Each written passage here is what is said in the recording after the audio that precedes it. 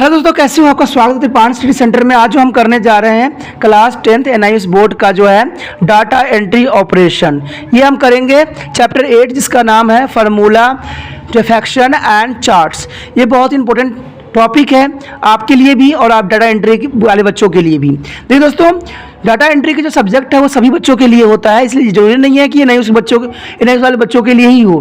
Data entry जिसकी भी problem आता है, जिसमें फार्मूला जो है फ्रैक्शन और चार्ट समझना चाहते हो, तो यहाँ पर आपके लिए भरमार पड़ा हुआ है। लेकिन जो है चैप्टर स्टार्ट करने से पहले जो मैं एक बात हमेशा कहता हूँ, जिसको आपको सोचना भी चाहिए, विचार भी करना चाहिए और अमल भी करना चाहिए, वो ये है कि जब भी वीडियो देखिए पूरा देखिए, क्योंकि हर एक पहलू को, हर एक टॉपिक को समझना हर बच्चे का जो है परम अधिकार है। अगर आप वो नहीं समझिएगा तो आपका जो जानकारी रहेगा अधूरा रह जाएगा और आप आगे अच्छे नहीं कर पाओगे। तो ये बात जो है तभी मैं हमेशा जोर देता रहता हूँ। साथ में एक इंपॉर्टेंट बात ये भी रहता है, अगर आप पहली बार आ रहे हो, पहली बार मेरे वीडियो देख रहे हो, पहली बार इस चैनल पे आए हो, तो लाइक शेयर सब्सक्राइब जरूर कर लीजिए। देखिए, लाइक शेयर सब्सक्राइब करना मैं इसलिए कहता हूँ, इससे आपका फायदा हो रहा है, मुझे कुछ नहीं है दोस्तों। इसमें क्या है, मुझे तो पता है कि साल 2 साल तक रहेगा, अपने आप जो है बच्चे मेरे साथ टच हो ही जाएंगे, लेकिन इससे मुझे उससे कोई मतलब नहीं है। मैं तो सिर्फ आपसे है, क्योंकि आप जब तक पढ़ते हो कम से कम इतना दिन तक सब्सक्राइब करके रखो। इससे क्या होगा कि आपके रिगार्डिंग जो भी मैं वीडियो डालूंगा वो आप तक पहुंचेगा और आपको लाभांतरित करेगा। देखिए, लाभांतरित तभी होता है जब आपको उसकी इन्फॉर्मेशन मिले। जब इन्फॉर्मेशन ही नहीं मिलेगा, नोटिफिकेशन ही नहीं मिलेगा, तो आप क्या देखोगे? क्या देखोगे ही नहीं, फिर इग्नोर हो जाएगा एक तरह से, आप देखा जाए तो, और उस चीज़ से आप वंचित रह जाओगे और क्या पता वही एग्जाम में आ जाए, फिर तो हो गया ना, आप मुझे कोसोगे। तो ऐसा मैं नहीं चाहता। मैं चाहता हूं कि सभी बच्चों को इसका जो है सही इन्फॉर्मेशन मिले। आपको लगता होगा कि त्रिपाण सेंटर सिर्फ NIOS वाले बच्चों के लिए ही काम कर रहा है, नहीं, आप कोई गलतफहमी में हो। आपको पता होना चाहिए कि 8th class 9, 10th, 11th, 12th जो है CBSE के सभी सिलेबसों को जो है कवर करता है NIOS बोर्ड और त्रिपाण स्टडी सेंटर, और प्लस जो है आपका NIOS बोर्ड के जो है 10th प्लस 2 को भी कवर करता है। प्लस जो है BA जो फर्स्ट सेमेस्टर से लेकर 6th सेमेस्टर तक 8 के सब्जेक्टों को जो है त्रिपाण स्टडी सेंटर कवर करता है। तो इसलिए ये आपके लिए तो इम्पोर्टेंट है ही है, प्लस आप ग्रेजुएशन करोगे उस समय भी इम्पोर्टेंट रहेगा। तो इसको अगर आज सब्सक्राइब कर लोगे तो आपको कहते हैं ना 10 साल के लिए तो आप मेरे साथ ही जुड़ जाओगे, क्योंकि आपको बहुत ही फायदा होने वाला है त्रिपाण स्टडी सेंटर के साथ। तो सोचिए नहीं, विचार नहीं कीजिए, सिर्फ जो रेड बटन दिख रहा है उस पर उंगली मारिए। चलिए, ये तो था आपके लिए। अब हम अपना जो टॉपिक है उस पर आते हैं। इसमें कहा गया है formula and fraction and charts. देखिए दोस्तों, ये चीज़ें जो होती है बहुत इंपॉर्टेंट है। आपको पता है कि हम डाटा एंट्री पे ही अभी है, डाटा एंट्री का जो हम एक्सेल के ऊपर ही है, एक्सेल को जो है आगे बढ़ाया गया है। हम आगे जो करेंगे फार्मूला, फ्रैक्शन और चार्ट्स। आपने देखा ही होगा कि फार्मूला भी आया था पीछे, जो प्रीवियस चैप्टर हमने किया था 7 में, उसमें सारा कुछ आया था। अब जो आ रहा है इसके फार्मूलास के बारे में, तो इसका मेन परिचय क्या होगा, आखिर फार्मूला होती क्या है। कहते हैं फार्मूला एवं एक्शन एंटर कर सकते हैं और गणितीय गणना भी किया जा सकता है। आप डाटा का उपयोग करके चार्ट्स, ग्राफिक भी बना पाओगे। आप फार्मूला का उपयोग करके जो है संख्याओं के बीच गणितीय संबंध दर्शा सकते हो। सामान्यतः जोड़ना, घटाना, गुणा करना और भाग तथा जटिल गणितों के लिए भी फार्मूला का उपयोग किया जा सकता है। फ्रैक्शन अंतर्निहित फार्मूले होते हैं। उपयोगकर्ता को केवल सेल संदर्भ यानी सेल रेफरेंस और जो है एड्रेस प्रदान करना होता है। इन्हें फ्रैक्शन का एग्रीमेंट भी कहा जाता है और इसे है बाएं और दाएं कोष्ठक के बीच में लिखा भी जाता है।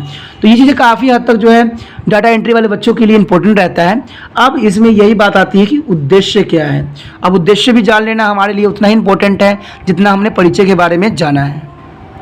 उद्देश्य इसमें यही आता है कि इस पाठ के अध्ययन करने के पश्चात जो है हम डाटा एंट्री के बारे में बहुत कुछ जानेंगे। ठीक है, डाटा एंट्री में जो ये एक्सेल होता है, जो है एक्सेल 2007 है दोस्तों, बहुत इंपॉर्टेंट है और इसके हर एक पहलू के बारे में जानना ये आपका जो है धर्म बन जाता है।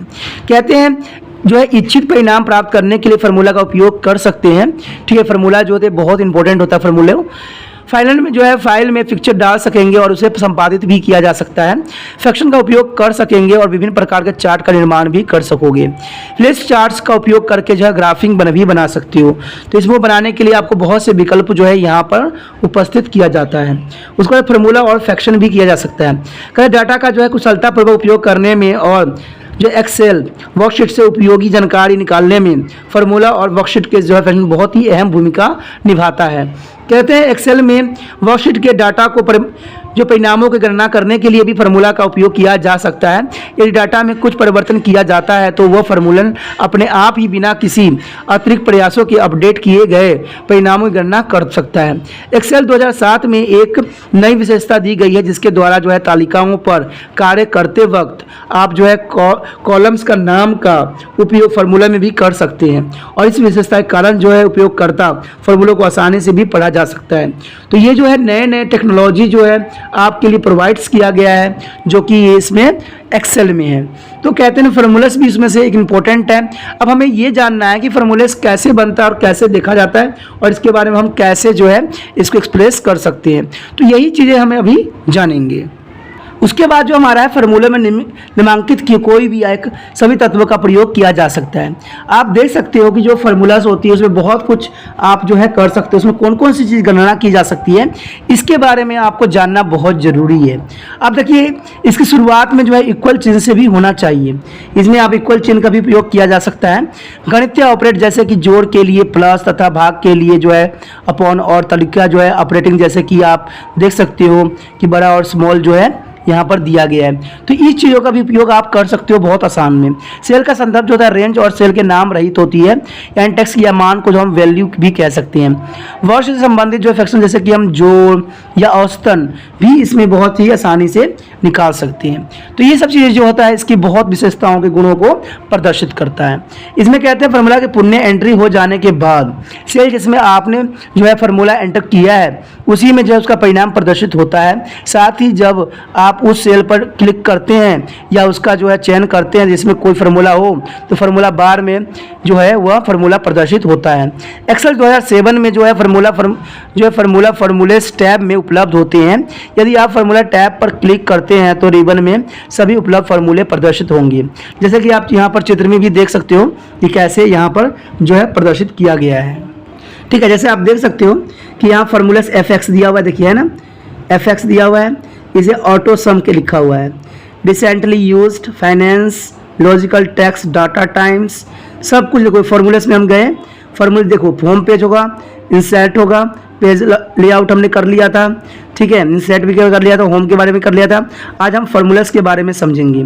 फार्मूलेस जो होती है जैसे आप क्लिक करोगे आपको पहले सबसे पहले ऑटो सम आता है। ठीक है, मैंने जो है 6वां चैप्टर जो करवाया था तो आपको मैं कुछ प्रैक्टिकल करके भी दिखाया था कि कैसे हम जो है इसको प्लस सम करेंगे। ठीक है, तो ये मोबाइल में भी ये सिस्टम रहता है, एक्सेल वाला पॉइंट जो है WPS जो है आपके सॉफ्टवेयर उसमें ये प्रेजेंट होता है। आप जाओगे तो ऐप डाउनलोडर में WPS डालोगे तो ऑटोमेटिक जो है W बन के आ जाएगा, और उसको जब आप ऑपरेट करोगे तो आप जब जाओगे ना तो वहाँ पर जो है एक्सेल पे वो ऑटो सम भी आता है। मैंने ऐसे प्रैक्टिकल करके दिखाया भी था। ठीक है, तो ये एक्सेल जो है बहुत काम की होती है जहाँ पर ऐसे ही एरो बना होता है और इसको आप रिपीटिंग भी कर सकती हो जो कि बहुत ही इंपॉर्टेंट रहता है। और यहाँ पर फार्मूला बार जो होता है यहाँ पर आपको प्रदर्शित हो जाता है। जैसे फार्मूलेस पे जाओगे यहाँ पर जो है फार्मूलेस के जो है ये बार जो है रिप्रेजेंट हो जाएगा, जिसको आप इस्तेमाल कर सकते हो। जैसे नंबर लिख दोगे और फटाक से जब एंट्री करोगे तो ऑटोमेटिक जो है ये प्लस कर देगा। ठीक है, इसमें हम एवरेज के बारे में भी पता कर सकते हैं, वैल्यू, मान, प्लस माइनस सब कर सकते हैं इसमें, अपॉन बाइंड। तो बहुत ही इंपॉर्टेंट सॉफ्टवेयर है, इससे हम जो है छूता नहीं है। ठीक है, उसके बाद जो आप देख सकते हो यहाँ पर जैसे कि यहाँ पर फिक्शन में दिखाया गया है B3 एड ऑफ ED, तो इसमें जो है सारी चीज़ों को जो है हम कैलकुलेशन यहाँ लिखा गया है ना सम, आपको यहाँ एरो दबाओगे तो आप जैसा जो चीज़ आएगा आप उस पर क्लिक करके उस चीज़ को आप कर सकते हो डायरेक्टली। तो ये भी चीज़ जो होता है जैसा फंक्शन होता है, यहाँ देखो जैसे लिखा हुआ है टोटल, तो टोटल यहाँ पर इसलिए E33 दिखा रहा है क्योंकि शायद इसकी नंबर जो होगी बहुत लंबी होगी और इस कॉलम में नहीं आ रहा होगा, इसलिए ऐसा दिखा रहा है। ठीक है, तो आपको पहले भी मैं बता चुका हूँ जब कॉलम में नहीं आता है तो वो क्या करता है आपका हाउस दिखाता है, पता है ना, ऐसे करके दिखाने लग जाता है, ऐसे करके। लेकिन अगर लंबी कैलकुलेशन होती है ना तो ई करके दिखाने लग जाता है, आपने देखा भी होगा, कैलकुलेटर में भी देखा होगा। तो ये सब चीज़ें जो होती है आम रहती है जिसको आपको समझना होता है। ठीक है, मान लीजिए मैं सबको सिलेक्ट कर लेता हूँ, इन सेलेक्ट करके जब हम इक्वल लेंगे तो पता लग जाएगा कि जो अशोक शर्मा है उसको कितना नंबर टोटल आया है। तो ये टोटल करने के लिए बहुत आसान होता है, इसको कुछ भी नहीं करना होता है, आपको पहले सिलेक्ट करना होता है इसको और यहाँ इक्वल टू में अपने आप उसका जो है नंबर प्रदर्शित हो जाता है। तो ये बहुत ही आसान है फॉर्मूलेट। ठीक है, इसको करना भी बहुत इजी होता है और उसको समझना भी बहुत इजी है। तो आप तो समझ ही गए होंगे। ठीक है, अगर नहीं ये समझ में आया है तो आगे जो है हम इसको थोड़ा सा करेंगे। ठीक है। तो इसमें जो है आप देख सकते हो मैं क्या करने जा रहा हूँ। सबसे पहले तो हमने यही किया है, स्क्रीन हमने चूज़ कर लिया है। फिर हम क्या करेंगे, हम जाएंगे इसके, आप देख सकते हो कि पहले नंबर पे जो है WPS ऑफिस है, हमने इसको सेलेक्ट किया। ठीक है, सेलेक्ट करते ही हम क्या करेंगे, यहाँ पर प्लस का निशान आपको दिख रहा होगा, प्लस पे हमने क्लिक किया। प्लस करने के बाद जो है आपके पास डॉक्यूमेंट, प्रेजेंटेशंस एंड स्प्रेडशीट दिखता होगा। तो हमने जो है स्प्रेडशीट ही करना है, क्योंकि यही जो है एक्सेल के बारे में बताता है। ठीक है, उसके बाद ब्लैंक शीट पे हम गए, ब्लैंक शीट पे गए। फिर हमने क्या किया, यहाँ पर ना किसी के नाम लिख दीजिए। चलिए किसी के भी नाम लिख दीजिए। ठीक है, कुछ भी लिख दीजिए।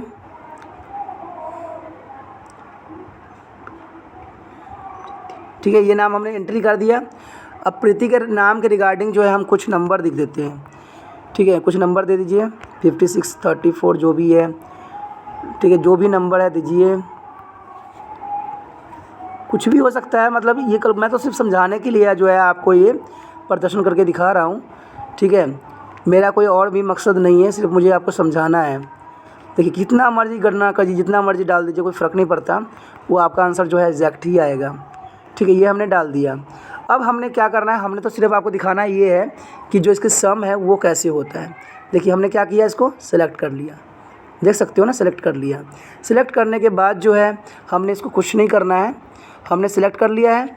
अब हमने इस पे जाना है, क्योंकि हमने सम देखना है। ठीक है, तो सम देखने के लिए जो है हम कहाँ जाएंगे, चार्ट पे नहीं जाएंगे। यहाँ पर आप देख सको असेंडिंग, डिसेंडिंग, रिकैलकुलेट करना। ठीक है, हाईलाइटिंग, डिलीट, डुप्लीकेट्स, कुछ भी हो सकता है, text column, data validations, name, कुछ भी है, इसमें बहुत कुछ है दोस्तों। यहाँ पर हमने सिर्फ यहाँ पर जो है ऑटो सम के बारे में देखना है, क्योंकि हमने इसको क्या करना है, ऑटो सम करने हैं। तो ऑटो सम को जो है आप क्लिक कीजिएगा। देखिए यहाँ पर है ना, अगर हम ऑटो सम जो है क्लिक करेंगे तो देखिए फटाक से क्या होगा। देखिए, अब यहाँ पर ऑटो सम हमने किया तो इसमें सम आ गया, एवरेज आ गया, काउंट नंबर आ गया, मैक्सिमम, मिनिमम, मोड। तो हमने सम पे करना है। देखिए सम आ गया ना आपको, ये देखिए, ये जो था आपको जो मैं हाईलाइट करके दिखा रहा हूँ, ठीक है ना, वो कलर में भी कर दिया है मैंने, वो देखिए इस सारे का जो है सम आ गया। तो यही बात इसमें भी बताया गया है कि ऐसे ही हम इस सॉफ्टवेयर का इस्तेमाल कर सकते हैं। लेकिन क्योंकि ये कंप्यूटर है, इसलिए इसमें और भी फीचर जो होगा प्रेजेंट होगा।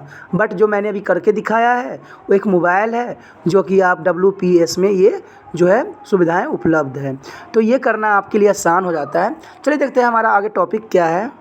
देख सकते हो कि उदाहरण में सेल जो है 3F में जो है B3, C3, D3, E3 type करें यदि आपकी फिजिक्स और रसायन और गणित और इसके इंग्लिश के अंकों का जो है योग प्रदान करेगा। तो ये सारी चीज़ें जो होगा डायरेक्टली आपको ये प्राप्त करेगा। आप देख सकते हो कि आपके जो है फिजिक्स, केमिस्ट्री, मैथ, इंग्लिश, तो इन सब का जो नंबर है यहाँ पर सेलेक्ट, जैसे मैंने अभी समझाया भी है आपको कि ऐसे आप इसको सेलेक्ट कर लोगे और ऑटो सम करोगे तो ऑटोमेटिक जो है इसका प्लस जो है यहाँ पर आके कर देगा। तो ये दोस्तों बहुत आसान होता है, किसी भी बच्चों को हम काउंट करने से अच्छा इसको सेलेक्ट कीजिए और फटाक सम कीजिए, यहाँ पर सम जो है सबको दिखा देगा। तो आपको पता लग जाएगा कौन बच्चे कितना मार्क्स आया है और कितना प्राप्त किया है। तो ये फीचर जो है आजकल जो है ऑटो सम की जो फीचर होती है आजकल मोबाइल में भी दिया गया है कैलकुलेशन, क्योंकि आपको पता है कि आधुनिक युग है। तो आधुनिक में तो हर चीज़ जगह पे जो है हर चीज़ की सुविधाएं जो है आजकल प्रदान किया जाता है। अब हम आगे देखते हैं क्या है।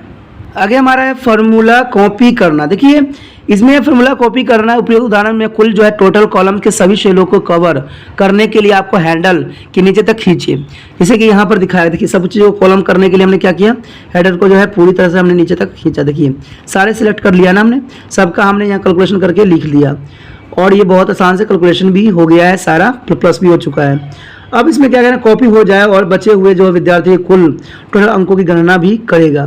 तो ये सारे विद्यार्थी को जो खींचोगे ना तो ऑटोमेटिक जो है सभी विद्यार्थी को गणना जो है बहुत आसान तरीका से कर देगा। तो यही बात जो है इंपॉर्टेंट इसका विशेषता है, क्योंकि मोबाइल में थोड़ा कम फीचर्स है, लेकिन जो कंप्यूटर में है जो एक्सेल 2007 में है वो फीचरों से जो है भरा पड़ा है। तो सिर्फ आपको डाटा एंट्री में इसको समझने की ज़रूरत है। देखिए दोस्तों डाटा एंट्री अगर मैंने कहा ना जो मैं पढ़ा रहा हूँ अगर आप अच्छे से समझ लेते हो तो डाटा एंट्री जो है आप परफेक्ट डाटा एंट्री बन जाओगे। आप सोचते हो कि भाई जो है ये प्रैक्टिकली होती है, थ्योरी नहीं होती। दोस्तों थ्योरी आएगा तभी प्रैक्टिकल कर पाओगे, ठीक है। पहले कोई चीज़ को ना थ्योरी लिखी जाती है तब जाकर उसको प्रैक्टिकल में सम्मिलित किया जाता है। तो अगर एग्जाम में आ जाएगा तो लिखोगे क्या, ठीक है, प्रैक्टिकल करोगे। मैंने कहा ना कई बार ऐसा ही होता है कि बच्चों को हम करवाते हैं लेकिन उनको लिखने ही तक नहीं आता है कि हमने लिखना क्या है, इसलिए इसको समझना आपके लिए ज़रूरी है। अगर आप अच्छे नंबर लेना चाहते हो तो किताबों को हर एक पॉइंट को, हर एक बातों को समझना आपका फ़र्ज बन जाता है। इसमें बताया गया है कि यदि ये 1 इसका मतलब होगा 2 के बराबर होगा, B1 का मतलब 3 होगा और C1 4 होगा और D1 5 है, तो B into x c i formula करेगा 3 इंटू 12 यानी 12 दिखाएगा। और B1 इंटू, देखिए दोस्तों ये चीज़ें जो होती है ये कुछ कंप्यूटर की जो है कुछ विशेषताओं के बारे में बताया गया है आपको कि अगर इंटू में रहेगा और इसको माइनस रहेगा तो कुछ इस तरह से आपको रिप्रेजेंट दिखाएगा, ठीक है। और ये इंटू जो है इसको रहेगा और प्लस CD रहेगा तो कुछ इस तरह से आपको दिखाएगा। तो आपको कैलकुलेशन भी करना भी आना चाहिए क्योंकि कंप्यूटर कुछ गणना जो होती है उनकी फार्मूला बेस्ड होती है जो आपको शायद समझ में ना आए, इसलिए ये फार्मूला को दिमाग में रखना आपके फ़र्ज बन जाता है। कभी कभी एग्जाम में आता है कि भाई ये जो होती है ना इसको आप रिप्रेजेंट करो फार्मूलाज बेस्ड पे, तो ये 3 रूल रेगुलेशन जो है आपको समझ में आना चाहिए। अगर ये 3 रूल रेगुलेशन समझ में नहीं है तो शायद आप ये नहीं कर पाओगे, तो इसलिए मैंने जो है दिखाना आपको लाजमी समझा है। क्योंकि यहाँ पर बहुत ईजी है। देखिए B1 कितना है हमारा 3 है और C1 4 है, तो B1 इंटू इसका मतलब होता है इंटू, देखिए इंटू कर दिया 12 आ गया। यहाँ पर इंटू कर देना है दोनों को, फिर इंटू कर देना है और फिर माइनस कर देने हैं। देखिए इंटू कर दिया हमने, 4 कितना आ जाएगा 4 5 20 20 आ जाएगा, यहाँ 6 आ जाएगा, ठीक है। तो इसको क्या करना, नहीं सॉरी ये प्लस करना है यहाँ पर क्योंकि प्लस है तो प्लस करना है, फिर 9 आएगा, 9 और 6 यहाँ पर हो जाएगा, ठीक है। तो इसको कर देना है, प्लस कर दिया 9 और ये इंटू 6, ठीक है। तो इस तरह से करना क्योंकि इनकी अपनी कैलकुलेशन होती है तो इसमें कन्फ्यूज़न होने की ज़रूरत नहीं है और जो है 2 राय भी इसमें नहीं है। तो ये अपनी कैलकुलेशन होती है, इनके अपने रूल रेगुलेशन होते हैं, तो इसको कैलकुलेशन करना भी इनकी जो है सरदर्दी होगा। क्यों, रीजन यही है। देखिए यहाँ पर अगर मान लीजिए हम इसको मल्टीप्लिकेशन मानते हैं, ठीक है, तो ये कितना होगा 3 2 जा 6 माइनस यहाँ पर जो है प्लस है, दोनों प्लस है ना, तो देखिए इन दोनों को प्लस कीजिए क्या हो जाएगा, ठीक है। इसमें देखिए अगर मान लीजिए मैं अगर इसी बेस पे चलता हूँ, पहले मल्टीप्लिकेशन बोर्ड मार्क्स के रूल पे चलता हूँ, तो वही हो गया हमारा 4 + 5, ठीक है, ये हो गया। अब इन दोनों को क्या करेंगे हम प्लस कर लेते हैं, तो कितना आ जाएगा 6 5 11 - 4, तो आ गया ना 7 8 9 10 11 तक, ये 7 आ गया ना। तो इस तरह से जो इन्होंने कैलकुलेशन किया है, तो यहाँ पर इन्होंने किया गया है बोर्ड मार्क्स, क्योंकि कंप्यूटर में ऑलरेडी जो है बोर्ड मार्क्स उन्होंने एंट्री कर चुके होते हैं। तभी आप कन्फ्यूज़न हो जाओगे, पहले क्या करोगे इन दोनों के प्लस कर दोगे, 9 कर दोगे, ठीक है, और फिर इसको 6 माइनस कर दोगे, तो आंसर तो कुछ और आएगा, आप कन्फ्यूज़न हो जाओगे। लेकिन यहाँ पर इन्होंने बोर्ड मार्क्स का जो है फार्मूला का इस्तेमाल किया है, क्योंकि मैं कई बच्चों को देखा हूँ कि कन्फ्यूज़न हो जाते हैं, इसलिए मैंने आपको यहाँ पर कैलकुलेशन करके दिखाया है कि आप जो है सही से इसको समझ सको। आगे हमारा कहा गया है कि ऑटो सम, यानी ऑटो सम जो अभी मैंने दिखाया भी है आपको, ऑटो सम विशेष रूप द्वारा सेल्स के मानों का योग किया जा सकता है। इसे करने के लिए निम्नलिखित चरणों का पालन करना पड़ेगा। ये आपको कंप्यूटर पे करने की आवश्यकता होगी, ठीक है। सेल F3 पर क्लिक करना पड़ेगा आपको, F3 पर कीजिएगा तो फार्मूला टैब का चयन करें। एक्शन जो है लाइब्रेरी समूह में जो ऑटो सम पर क्लिक करें और सम का चयन करें, एंटर। आप देख सकते हो कि जो मैंने अभी कुछ देर पहले करवाया, देखिए ये ऑटो सम पे गया, हम भी गए थे ना ऑटो सम पे। ऑटो सम जैसे हमने क्लिक किया तो हमारे पास क्या आ गया, sum, average, counter number, max, minimum, सारे मोड फंक्शन, यही आया था ना उसमें भी। तो मैंने कहा था ना फीचर सेम ही होता है, कंप्यूटर के जो कुछ जो है कंप्यूटर के जो फंक्शन है वो दे दिया गया है मोबाइलों में। तो वैकल्पिक रूप से आप जो है भौतिक, रसायन शास्त्र, गणित और अंग्रेजी के अंकों का जोड़ प्राप्त करने के लिए आप जो है F3 सेल में जाएंगे। F3 सेल में जाने के बाद जो है ये कीजिएगा, तो यहाँ पर सम दिया हुआ है, सम पर जैसे ही आप दबाओगे ऑटोमेटिक जो है यहाँ पर सम जो है उपलब्ध हो जाएगा, ठीक है। यानी जो यहाँ पर आ गया आपको इस रूप में दर्शाएगा। इसकी वैल्यू मैं अभी कुछ देर पहले ही आपको बताया था, समझाया भी था कि ऐसे ऐसे होता है। तो ये चीज़ें आपको जानना जरूरी भी है, और तभी जो है आप जो है डाटा एंट्री की सही वैल्यू और मान्यता को प्रदर्शित कर पाओगे अपनी इंटेलिजेंसी से। अगर आप नहीं समझोगे तो शायद अपनी इंटेलिजेंसी भी आपका जो होगा फेल हो जाएगा। कहते हैं सम फ्रैक्शन के अलावा भी फ्रैक्शन में जैसे कि average, counter number, max, mean, सभी कई अनेक फ्रैक्शन भी होते हैं। अगर मैंने कुछ देर पहले ही आपको बताया है कि इसमें ऑटो सम में जो होता है सम तो होता है, plus average, counter number, max, minimum, mode function जो है इसमें उपलब्ध होता है। कहते हैं सम जीरो सेल की जो रेंज में सभी संख्याओं का योग प्रदान करता है, इसकी जो है सैडिकेशन है, और सम नंबर्स, नंबर 2 ये सब आएगा। इसमें कहते हैं कि एग्रीमेंट की अधिकतम संख्या जो है 255 हो सकती है, जैसे कि नंबरिंग्स 1, नंबर 2, नंबर 3 यानी 255 तक जा सकता है, यानी 255 तक जो है इसकी रेंज जा सकती है। तो इसलिए जो है बहुत आसान रहता है इसको करना, ठीक है। जैसे आप देख भी सकते हो कि यहाँ पर सम करके B3 रिप्रेजेंट हो रहा है, तो उसी बेस पे आप जो है अपना कैलकुलेशन कर सकते हैं। सम फाइल यानी सम फाइल का रेंजिंग क्राइटेरिया, सम रेंज, इस प्रकार के सम फंक्शन का उपयोग दिए हुए मानदंडों पर संदर्भ में हम सेल का जोड़ने के लिए किया जा सकता है। रेंज जो होती है निकटवर्ती सेलों का एक समूह होती है। रेंज के अंदर जो सेल की संख्या या नाम, एरो या संदर्भ होना चाहिए जो संख्याएं हो, यानी एफ सम ऑफ एक्सेल में भी रिक्त स्थान और टेक्स्ट वैल्यू की अपेक्षा की जा सकती है। तो ये बहुत ही इंपॉर्टेंट रहता है डाटा एंट्री में, जिसको आपको समझना भी चाहिए और विचार भी करने की आवश्यकता होती है। देखिए डाटा एंट्री जो है कुछ हद तक आप मोबाइल में भी सीख सकते हो, क्योंकि फीचर जो मैंने दिखाया है, तो क्योंकि जब मेरे मोबाइल में हो सकता है तो आप में क्यों नहीं हो सकता, ठीक है। मेरा मोबाइल कोई बड़ा नहीं है, कोई हाईफाई भी नहीं है, ये जो है 8000 के आसपास ही है, तो 8000 तो आपको लिए आम रहता है, जहाँ पर आप आसानी से कर सकते हो। तो यही कहते हैं दोस्तों, ये जो फंक्शन है डब्ल्यू का फंक्शन, WPS का जिसमें भी फंक्शन होगा वो आसानी से जो है उसके मोबाइल में ऑपरेट होगा ही होगा, और कुछ हद तक जो है आप अपने मोबाइल से भी इसके प्रैक्टिस कर सकते हो, ठीक है, अगर आपके पास कंप्यूटर नहीं है तो। कहते हैं ना कि जो सुविधाएं आपके पास उपलब्ध हो उसी से आगे बढ़ो तो ही बेटर होता है, क्योंकि कहते हैं ना जितना चादर हो उतना ही पैर पसारना चाहिए। जो चादर से अधिक पसारने की कोशिश करते हैं, ना घर के रहते ना घाट के, तभी कहते हैं ना जितना सिलेबस हो उतना ही करने की कोशिश करो, एक्स्ट्रा के चक्कर में पढ़ोगे ना यहाँ के रहोगे ना वहाँ के रहोगे।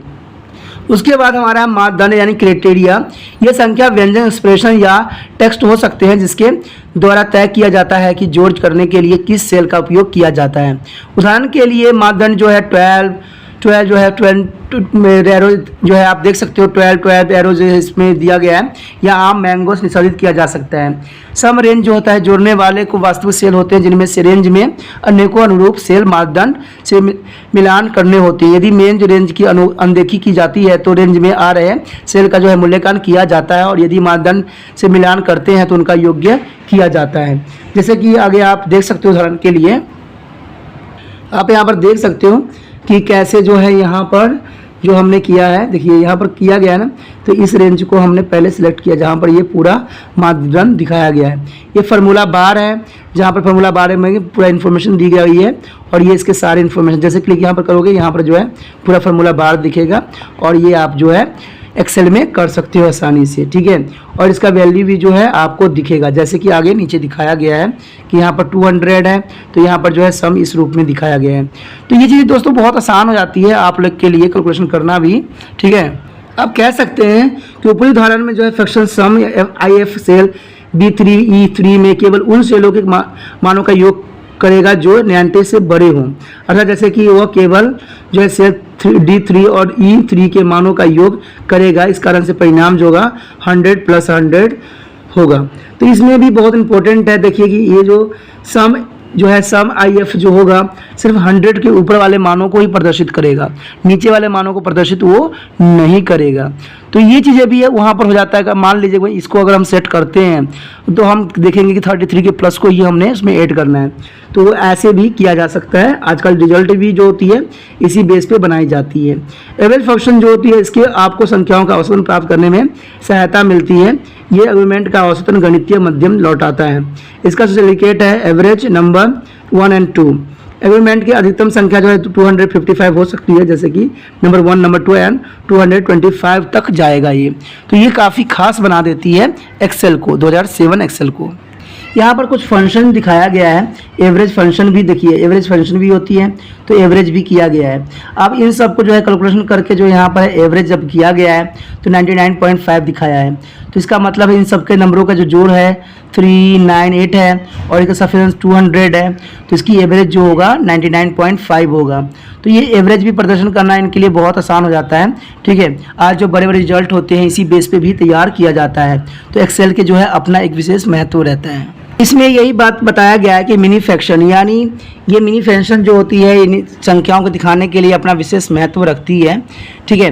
तो ये बातें काफ़ी इंपॉर्टेंट रहता है। आप देख सकते हो कि इसमें जो है सारे कैलकुलेशन हुआ है, एवरेज भी दिखाई गई है, यानी हर तरह के जो है आपको फंक्शन यहाँ पर दिखेगा। यानी कहते हैं कि ये कम से कम जो है 255 तक जो है रिप्रेजेंट करता है, जो काफ़ी इसकी विशेषताओं को जो है खास बना देता है। उसके पश्चात हमारा है मैक्स फ्रैक्शन। ठीक है, ये संख्याओं में अधिकतम मान वाली संख्या प्राप्त करने में सहायता करता है। ये संख्या को सेट में से सबसे बड़ी संख्या लौटाता है। इसका जो है मैक्स नंबर 1 to 2 होता है। देखिए दोस्तों, ये चीज़ें बहुत इंपॉर्टेंट रहता है। जो मैक्सिमम नंबर है तो वो मैक्स करता है। देखिए इसमें 100 है ना, तो इसने पहले दर्शा दिया कि मैक्सिमम नंबर कहाँ पर आया है। तो ये सारे गणना जो होती है आजकल रिजल्ट सब में चीज़ों में किया जाता है। देखिए ये फंक्शन को समझना, एक बारीकी के साथ समझना भी एक विशेषता रहती है, क्योंकि हम इतने छोटे छोटी बातें जो है कोई भी नहीं समझाता है। चाहे आप कंप्यूटर के क्यों नहीं शॉप पे कहीं लग गए हो, या दुकान में रहते हो, या कहीं भी आप कोर्स कर रहे हो, इतनी छोटी छोटी बातें आपको नहीं बताएगा। अब बेशकली जो है मैं थ्योरी ही बता रहा हूँ, लेकिन हर एक छोटे छोटे पॉइंटों पर भी जो है विशेष ध्यान बता रहा हूँ, क्योंकि इतना छोटी छोटी बातें कोई नहीं बताएगा। आपको सिर्फ से करवा देगा, हो गया आप जाओ। लेकिन एक्सेल के बारे में जो है सही ज्ञान प्रदर्शन कोई नहीं करता है आज के समय में। उसके पश्चात हमारा है अंटोमेन की अधिकतम संख्या जो होती है 255 हो सकती है, जैसे कि नंबर 1, नंबर 2 और नंबर 255। देखिए दोस्तों, ये नंबर जो है आपको अपना इतना भी दिमाग में रखने की जरूरत नहीं है, इतना याद रखना 255 तक होती है। इसमें G3, H3 और HI3 और J3 सेल के हैंडल की संबंधित कॉलम के सभी रो पर ड्रैग करेगा। आप देख सकते हैं कि जो है सिंगल संगत जो फ्रैक्शन संबंधित कॉलम जो है कॉपी हो जाएगा और स्वचालित रूप से ये मानों का भी गणना हो जाएगा। जैसे नीचे चित्र में भी दिखाया गया है, आप देख सकते हो। इसमें जो है हर चीज़ की गणना जो है की गई है। देखिए यहाँ पर देखिए हमने क्या किया है, पहले तो कैलकुलेशन टोटल किया है ना। अब यहाँ पर उन्हीं चीज़ों का जो है विस्तार से समझाने की कोशिश कर रहा है। पहले तो टोटल किया है इन्होंने सबका, फिर सम IF बताया कि इसमें 100 जो है किस किस में आया है। अब देखिए इसमें किसी के भी 100 नहीं आया है, तो यहाँ पर 100 भी नहीं दिखाया गया है। उसके बाद है एवरेज सबसे दिखाया गया है, सबका एवरेज दिखाया गया है। यहाँ पर देखिए तो सबसे उच्चतम एवरेज है। मिनिमम भी दिखाई गई है कि मिनिमम मार्क्स किस में आया है और अधिकतम मार्क्स किस में आया है। तो हर चीज़ का फंक्शन जो है, ये चारों फंक्शन जो है मैंने बताया भी था, समझाने की कोशिश भी किया था कि ये सारे फंक्शन जो होती है हमारा ऑटो सम में होती है। और ऑटो सम जो है जो कंप्यूटर की है खास विशेषता है, और विशेषताओं के रूप में ही इसको जाना जाता है। तो इन्होंने सारे सिलेक्ट करके इसलिए आपको दिखाने की कोशिश किया है कि इसमें जो है सारी चीज़ें प्रदर्शित होगा और इसको समझना भी आपको ज़रूरी है। अधिक फिक्सेशन का उपयोग करने के लिए हम क्या कर सकते हैं, फार्मूला टैब चुनें। फार्मूला रिबन में जो है फ्रैक्शन लाइब्रेरी से ऑटो सम का चयन भी कर सकते हैं। मोर फंक्शन पर क्लिक करें, जैसे कि नीचे दिखाया गया है। आप इसमें ऑटो सम देखिए, मोर ऑप्शन पे जाइए। और भी फंक्शन जो है देखिए ये सब तो हम कर चुके हैं। देखिए सम भी आपने कर लिया, एवरेज भी कर लिया, मैक्स भी कर लिया, मिनिमम भी कर लिया, और जो काउंटर नंबर भी आपने कर लिया जो काउंटर नंबर था। अब मोर फंक्शन में जाइएगा तो और भी चीज़ें जो है आपको देखने को मिलेगा। जब आप मोर फंक्शन पर क्लिक करते हैं तो एक डायलॉग बॉक्स प्रकट होती है, जैसे कि नीचे दिखाया गया है। निम्नलिखित डायलॉग बॉक्स की सहायता से आप अपनी आवश्यकता अनुसार एक फंक्शन चुन सकते हैं। ठीक है, तो क्या फंक्शन है देखते हैं हम। जैसे ही आपने मोर फंक्शन क्लिक किया तो आपको ऐसा सिलेक्ट जो है ऐसा आपको आ जाता है। इसमें सम तो हम जानते ही हैं, एवरेज, IF भी आ गया है, हाइपरलिंक्स भी आ गया है, counter, max, sum, number of there. तो आप कह सकते हो इसमें जब इसको आप बढ़ाओगे, एरो के नीचे साइड करोगे तो और भी फंक्शन जो है आपको देखने को मिलेगा। ठीक है, क्योंकि ये अभी 3-4 इसलिए दिखा रहा है कि जो एरो आपको देख रहा होगा, कंप्यूटर भी आप चलाते हो, इस एरो को जब नीचे की साइड करोगे तो इसमें जो है और भी फंक्शन जो है प्रदर्शित होगा, और उसके बाद ओके करोगे तो वो जो है कार्य करना शुरू कर देगा। तो ये चीज़ें जो है सब काफ़ी इंपॉर्टेंट इसके रखते हैं। उसके बाद जो हमारा है चार्ट। देखिए चार्ट द्वारा विभिन्न प्रकार के ग्राफ का उपयोग करके वर्कशीट में एंटर किए गए डाटा को हम जो है विजुअल फॉर्म में प्रदर्शित कर सकते हैं, यानी देखने के रूप में कि किसको अच्छा अंक हुआ। तभी तो हम ग्राफिंग का यूज़ करते हैं, पाई चार्ट का करते हैं, बार चार्ट का करते हैं, स्टॉक चार्ट का करते हैं, बहुत से चार्ट होते हैं। ठीक है, तो इसमें इन चीज़ों का हम प्रयोग करते हैं। चार्ट बनाने से पहले आपको जो है वर्कशीट में डाटा एंटर करना होगा। इस खंड में जो वर्णन किया गया है कि आप डाटा द्वारा वर्कशीट में जो है साधारण चार्ट किस प्रकार बना सकते हैं। फॉर्मेट किए गए चार्ट विभिन्न उद्देश्यों के लिए अनेक प्रकार के होते हैं। ये कॉलम से जो है पाई चार्ट तब तक या फाइल से फॉर्म चार्ट तक हो सकते हैं, यानी किसी भी फॉर्म में आपके पास हो सकते हैं। उसके बाद है चार्टों के प्रकार। देखिए दर्शकों की आवश्यकता अनुसार डाटा को विभिन्न प्रकार से प्रदर्शित करने के लिए जो है माइक्रोसॉफ्ट ऑफिस एक्सेल 2007 कई प्रकार के चार्ट प्रदान करता है। नीचे दिए गए प्रत्येक जो है उपलब्ध चार प्रकार के लिए उपलब्ध चार्ट के जो है उप प्रकार की विस्तृत श्रृंखलाओं से आप एक नया चार्ट बना सकते हैं, या मौजूदा चार्ट का परिवर्तन भी कर सकते हैं। जो आपके पहले चार्ट गिवन है उसको भी आप प्रदर्शित कर सकते हैं। उसके बाद जो हमारा है कॉलम चार्ट। देखिए कॉलम चार्ट जो होती है, इस प्रकार के चार्ट का उपयोग विभिन्न श्रेणियों में मानों की तुलना करने के लिए किया जाता है। यह निर्धारित मानदंड से जो है सामान्य श्रेणी के डाटा का विश्लेषण करने के लिए बहुत ही प्रभावशाली परिणाम प्रदान करता है, क्योंकि इससे जो है हम क्या कर सकते हैं, तुलना भी कर सकते हैं। लाइन चार्ट में क्या होता है, वर्कशीट के कॉलम या रो में दिए गए डाटा को लाइन चार्ट की मदद से एक एक्शन के रूप में दिखाया जा सकता है। सामान्य पैमाने के अपेक्षा समय के साथ निरंतर डाटा के प्रदर्शन करने के लिए लाइन चार्ट का उपयोग किया जा सकता है। अंत सामान्य समय अंतराल में डाटा की प्रवृत्ति देखने के लिए जो है लाइन चार्ट सबसे उपयुक्त होती है। श्रेणियों को डाटा को प्रदर्शन की प्रवृत्ति देखने के लिए लाइन चार्ट सबसे उपयुक्त होती है।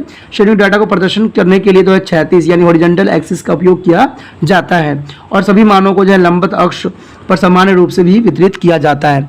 तो ये चीज़ें जो होती है काफ़ी इंपॉर्टेंट रखती है, ठीक है, एक्सेल में। तो ये करना भी आपके लिए आसान हो बना देता है। उसके बाद हमारा है पाई चार्ट। देखिए वह स्थिति जिसमें व्यक्तियों की अपेक्षित गुणपात या पूर्ण में किसी भी वस्तु का कितना योग है प्रदर्शन करना है होता है, तो उसमें पाई चार्ट बहुत ही उपयोगी होते हैं। पाई चार्ट में केवल एक ही डाटा जो है सीरीज का उपयोग किया जाता है।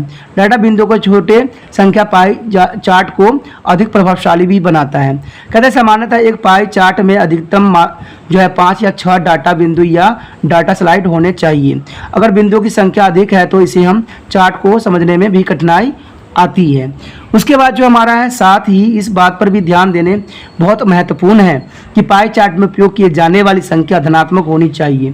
यदि कुछ ऋणात्मक संख्या है तो वह स्वयं ही धनात्मक संख्या में परिवर्तन हो जाएगा, क्योंकि इसमें जो है दोस्तों हमेशा पॉजिटिव संख्याओं को ही लिया जाता है। ये आपने जो छोटे क्लास में पाई चार्ट बनाने समय भी किया होगा, बड़े क्लास में भी किया होगा, जिन्होंने मैथ भी लिया होगा उन्होंने भी किया होगा। तो पाई चार्ट, बार ग्राफ सारे कुछ आपको नॉलेज है। सिर्फ आपको जो है पहले आप हाथ से बनाते थे, अब जो है आपको उसको कंप्यूटर पे प्रदर्शित करने की आवश्यकता है। तो कंप्यूटर पे प्रदर्शन करने के लिए आपको कुछ कमांड की आवश्यकता होगी और उसको आप प्रदर्शित बहुत ही इजी रूप में कर सकती हो। उसके पश्चात आता है बार चार्ट। देखिए बार चार्ट व्यक्तिगत आइटम के बीच तुलना करने के लिए उपयोग में लाए जाते हैं। बार चार्ट बनाने के लिए डाटा को जो है वर्कशीट को रो या कॉलम में व्यवस्थित होना चाहिए। उसके बाद है एरिया चार्ट। एरिया चार्ट जो होती है, डाटा जो वर्कशीट पर रो या कॉलम में व्यवस्थित होते हैं उन्हें एरिया चार्ट में भी प्रयोग किया जा सकता है। एरिया चार्ट का उपयोग समय के साथ होने वाले परिवर्तन की मात्रा को प्रदर्शित करने के लिए भी किया जाता है। एरिया चार्ट संपूर्ण मान को और ध्यान आकर्षित करने के लिए भी उपयोग में लाया जा सकता है। उसके बाद है एक्स स्कैटर चार्ट। देखिए एक्स वाई चार्ट जो होती है, स्कैटर ग्राफ, स्कैटर जो है प्लॉट के नाम से भी जाने जाते हैं। एक्स वाई चार्ट और अन्य चार्ट में केवल इतना अंतर है कि एक्स वाई चार्ट में दोनों अक्ष मान प्रदर्शित करते हैं, अर्थात इसमें कैटेगरी अक्ष नहीं होती है। सामान्यतः इस प्रकार के चार्टों का उपयोग दो जो है वेरिएबल्स के बीच संबंध को दिखाने के लिए किया जाता है। उसके बाद हमारा है क्या है, स्टॉक चार्ट। देखिए स्टॉक चार्ट जो होती है वर्कशीट के कॉलम या रो में किसी विशिष्ट क्रम में व्यवस्थित डाटा को जो है प्लॉट करने के लिए स्टॉक चार्ट का उपयोग किया जाता है। जैसे कि नाम से ही आपको पता है, इस चार्ट का उपयोग शेयर बाजार की कीमतों को संदर्भ में उतार चढ़ाव को प्रदर्शित करने के लिए किया जाता है। तो जो है स्टॉक चार्ट भी बहुत ही इंपॉर्टेंट रखता है। कहते हैं कि इसको वैज्ञानिक डाटा को भी स्टॉक चार्ट द्वारा दर्शाया जा सकता है। उदाहरण के लिए जो है प्रतिदिन या आवधिक तापमान में उतार चढ़ाव होता है, इसको भी आप इसको आसानी से प्रदर्शित कर सकते हो। जो स्टॉक चार्ट बनाने के लिए जो है डाटा को सही क्रम में व्यवस्थित किया जाना चाहिए। उदाहरण एक जो है सरल यानी उच्च निम्न बंद स्टॉक चार्ट बनाने हेतु डाटा को उचित क्रम में जो कॉलम में एंटर करना चाहिए और कॉलम को हेडिंग भी उसी नाम से होनी चाहिए। उसके बाद है फॉसल चार्ट यानी सरफेस चार्ट। सरफेस चार्ट जो होती है ये भी इंपॉर्टेंट होती है। इस प्रकार के चार्ट का उपयोग उस स्थिति में किया जाता है जहां कैटेगरी और डाटा दोनों जो संख्यात्मक मान होते हैं, और इस प्रकार के चार्ट उन स्थितियों में भी उपयोग होती है जहां दो डाटा सेटों के बीच सर्वाधिक संबंध होता है। जो है सरफेस चार्ट में जो प्लॉट किए जाने के लिए डाटा को वर्कशीट के कॉलम या रो में व्यवस्थित किया जाना चाहिए। रंग और नमूने उन क्षेत्रों को दर्शाते हैं जो मानों को सेट की सामान्य रेंज में होते हैं, जैसे कि यह टोपोग्राफिक पैम यानी टोपोग्राफी मैप में होता है। तो कहते हैं इन चीज़ों का जो है आसानी से हम उपयोग कर सकते हैं। उसके बाद है डेनेट नॉट चार्ट, ठीक है, डोनेट चार्ट। तो डोनेट चार्ट बनाने के लिए यह शर्त है कि डाटा को रो या कॉलम के रूप में होना चाहिए। पाई चार्ट की तरह से डोनेट चार्ट भी संपूर्ण के साथ किसी भी वस्तु के अनुपात को संबंध को दर्शाते हैं, लेकिन यह डाटा जो है सीरीज से अधिक का उपयोग करने में सक्षम होता है। उसके बाद है बबल चार्ट, यानी बबल चार्ट भी इम्पोर्टेंट माना जाता है। देखिए बबल चार्ट का उपयोग उन डाटा को प्लॉट करने में किया जाता है जो वर्कशीट के कॉलम में व्यवस्थित होते हैं, यानी एक्स मान पहले कॉलम में सूचीबद्ध होते हैं और उसके मिलान वाई मान वाले बबल साइज मान आसन कॉलम में सूचीबद्ध होते हैं। उसके बाद है रडार चार्ट। रडार चार्ट की भी अपनी एक खासियत होती है, ठीक है। इसमें कहते हैं रडार चार्ट का उपयोग अनेक डाटा सीरीज को पुण्य योग की तुलना में करने में किया जाता है और वर्कशीट के रो या कॉलम में व्यवस्थित डाटा द्वारा जो है रडार चार्ट को जो है प्लॉट किया जाता है। अब चार्ट के घटक देखिए, चार्ट के कुछ घटक होते हैं वो देख लेते हैं क्या है। जैसे कि आप ये चार्ट को देख रहे होंगे, यहाँ पर जो है कुछ जो हमने किया था मैथ, बायोलॉजिकल, इंग्लिश के चीज़ों में देखा था, सभी बच्चों के यहाँ पर जो है प्रदर्शन को रिप्रेजेंट किया गया है कि कैसे कैसे जो है रवि ने क्या प्रदर्शन किया है। रवि के परफॉर्मेंस चार्ट है, ठीक है, ये है शंकर का पूरा है, तो सभी है यानी रिजल्ट ऑफ स्टूडेंट, ठीक है। तो इसमें सभी का जो है दिखाया गया है। वाई अक्ष शीर्षक है, ठीक है, ये जो होगा वाई अक्ष शीर्षक है, वाई अक्ष मान है, ठीक है। ये जो रवि नाम लिखी गई है अक्ष कैटेगरी आ जाती है और ये जो बना हुआ है और लंबत मुख्य ग्रेड होती है और यहाँ चार्ट के शीर्षक की हम किसके ऊपर ही कार्य कर रहे हैं और ये जो कॉलम होती है मुख्य 36 मुख्य ग्रेड में होती है और ये सारे जो होते हैं डाटा होते हैं। तो यहाँ पर जो आप फिजिक्स देख रहे हो ये लेजेंड होते हैं कि जिस पे हमने काम करना होता है और ये टिक होते हैं, जैसे कि यहाँ पर 0, 20, 40 यानी कितनी संख्याएं जो है यहाँ पर 100 तक ली गई है क्योंकि 100 के ही नंबर हमने रिप्रेजेंट करना है। तो ये याद रखना आप सिंपल भी बात कि जो चार्ट होती है ये सदैव एक्स पॉइंट होती है, ये सदैव वाई पॉइंट होती है, ठीक है। इसमें जैसे भी ग्राफ आप बनाओगे, जो भी बनाओगे उसी बेस पे इसको प्रदर्शित होगा। यहाँ पर आपको एक्सिस और नाम लिखने पड़े की आवश्यकता होगी। तो इस तरह से जो है ग्राफ आपको रिप्रेजेंट होगा, ठीक है। ग्राफिंग देखिए दोस्तों समझना कोई बड़ी बात नहीं होती है, अगर आप ग्राफ को सही बात से समझ लेते हो तो आप इसको प्रदर्शित भी कर सकते हो आसानी से। उसके पश्चात हमारा आता है चार्ट का शीर्षक। देखिए अभी मैंने एक्स वाई के बारे में बताया है, तो यहाँ पर उसी चीज़ों को जो है यहाँ पर रिप्रेजेंट करने की कोशिश किया जा रहा है। शीर्षक जो संपूर्ण चार्ट को दिया जाता है यानी एक्स अक्ष। देखिए शीर्षक का मतलब वही होता है जो मैंने बताया था कि स्टूडेंट रिजल्ट था ये, तो वो होगा शीर्षक चार्ट। एक्स अक्ष के शीर्षक जो है एक्स अक्ष के डाटा के रेंज को दिखाया जाता है और वाई अक्ष में जो है वाई अक्ष के डाटा को रेंज को दिखाया जाता है और एक्स कैटेगरी जो होती है डाटा को कैटेगरी होती है जिन्हें हम प्लॉट किया जाता है। ये आपकी जो है डाटा रेंज में प्रथम कॉलम या प्रथम रो से लिए जाते हैं। उसके बाद आपका आ जाता है वाई अक्ष मान। ये वो डाटा रेंज होती है जिसके उपयोग डाटा सीरीज को चिन्हित करने के लिए भी उपयोग किया जाता है। उसके बाद डाटा लेवल, प्लॉट किए हुए डाटा सीरीज का भी मान प्रदर्शित किया जाता है। उसके बाद है लेजेंड। देखिए लेजेंड जो है डाटा सीरीज को चिन्हित करने में उपयोग किए जाने वाले रंग, पैटर्न और प्रतीक का चिन्ह जो है केंद्रित करता है। उसके बाद है टिक मार्क, जिनके प्रयोग का हम एक्स वाई अक्ष की श्रेणी के प्रदर्शन करने के लिए किया जाता है। उसके पश्चात है हमें कि एक्सेल 2007 में चार्ट कैसे बनाएं। देखिए एक्सेल में जो है बनाने के लिए भी कुछ विधि की आवश्यकता होती है, क्योंकि जब हम एक्सेल 2007 कर रहे हैं तो उसके बारे में हमें जानना भी पड़ेगा। कहते हैं जो माइक्रोसॉफ्ट एक्सेल में 2007 चार्ट विजन हटाया गया है और इसका उपयोग जो है एक्सेल 2010 में भी नहीं किया गया है, यानी कहते हैं इसमें जो विजार्ड है हटा दिया गया है और 2010 के भी में भी नहीं दिया गया है। इसके स्थान पर रिवन प्रदान किया गया है, रिवन नाम दिया गया है जो चार्ट से संबंधित आपकी जरूरतों को पूरा करने के लिए एक नया स्थान है। रिवन के जो है इस सेज टैब पर दिए गए जो है बटन चार्ट बनाने की एक शुरुआती बिंदु है। रिवन मिल जाने के बाद चार्ट बनने की शुरुआती करना बहुत सरल हो जाता है। जब भी हम चार्ट को किसी हिस्से पर क्लिक करते हैं तो हम देखते हैं कि रिबन पर जो है चार्ट टूल दृश्यमान हो जाता है। 3 अतिरिक्त टैब जो चार्ट डिज़ाइन, लेआउट और फॉर्मेटिंग के अनेकों विकल्प प्रदान करते हैं वो भी जुड़ जाते हैं। कहते हैं सबसे पहले जो है लेआउट टैब का उपयोग उन सभी प्रकार के तत्व एलिमेंट को जोड़ने के लिए किया जाता है जो चार्ट से संबंधित होते हैं या जिस प्रकार वे चार्ट पर प्रदर्शित होते हैं उन्हें परिवर्तन करने के लिए किया जाता है। दूसरा फॉर्मेट टैब का उपयोग विशेष जो इफेक्ट डालने के लिए किया जाता है जो एक्सेल के पूर्व संस्कृति में उपयोग नहीं होते थे, जैसे कि वेबल इफेक्ट यानी वेबल इफेक्ट का इस नए चार्ट को जो है इंटरफेस को आसानी से समझा जा सकता है। शायद थोड़ा भी कठिन तो होती ही होती है, लेकिन जब आप कार्य करना शुरू कर देंगे तो आपको जो है परिणाम में व्यावसायिक रूप से देखकर एवं गर्व महसूस करेंगे। देखिए दोस्तों कोई भी चीज़ जो होता है ना स्टार्टिंग में सभी के लिए मुसीबत का सबक बन जाता है, लेकिन कहते हैं ना अगर समझते जाओगे आप करते जाओगे तो वो आपके लिए बहुत आसान हो जाता है। कहते हैं ये लिखने करना महत्वपूर्ण है कि आप किसी भी विशेष तत्व के संदर्भ में उसकी विशेष सुविधाओं तक तुरंत पहुँचने के लिए चार्ट के उस तत्व पर कर यहाँ क्लिक करके भी इसको प्राप्त किया जा सकता है। अगर आप एक उदाहरण भी ले सकते हो, तो आप चार्ट के किसी भी अक्ष पर क्लिक करते हैं तो आपको फॉर्मेट एक्सेल डायलॉग बॉक्स प्राप्त होगा। डायलॉग बॉक्स जो होगा आपको उन चीज़ों को रिप्रेजेंट करेगा जिसको आपकी आवश्यकता होगी। तो चार्ट जो है इसमें रिबन के फॉर्म में है एक्सेल में, इसमें एक्सेल में और 2010 के वर्जन में भी इसको चार्ट को हटा दिया गया है और उस जगह जो है रिबन डाल दिया गया है। रिबन से ही आप सारे कार्य चार्ट के कर सकते हो। चार्ट बनाने के लिए जो हम हैं 6 स्टेप को हम जो है यहाँ पर फॉलो करेंगे। सबसे पहले तो आपने देखा ही होगा कि फिजिक्स, केमिस्ट्री, मैथ, बायोलॉजिकल, ये हमने सबसे पहले जो है इसको सिलेक्ट किया, क्योंकि हमें ग्राफ किन बेस पे बनाना है, किस चीज़ पे बनाना है, उसका पहले हमने क्या किया, सिलेक्शन किया कि हमने जो कैलकुलेशन किया है उस पर हमें एक चार्ट चाहिए। तो ये तो हमने आप कैलकुलेशन समझ सकते हो कि हम सबसे पहले हमने जो पहले तो सिलेक्ट किया कि हमें चाहिए क्या, तो ये चीज़ हमारा हो गया। फिर उसके उपरांत क्या है, उसके पश्चात आपको क्या करना पड़ेगा, डाटा रेंज को चयन करना पड़ेगा।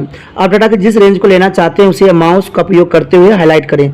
जैसे कि मैंने चाहिए कि मुझे ये सारे डाटा रेंज चाहिए, तो मैंने क्या किया, यहाँ से लेके यहाँ तक जो है सारे को सिलेक्ट कर लिया। तो इससे हम क्या होगा कि जब हम अगर डाटा चार्ट में अप्लाई करेंगे तो ये सारे कुछ जो है हमें डाटा चार्ट पे दिखेगा, इसलिए हमने इसको क्लिक कर दिया।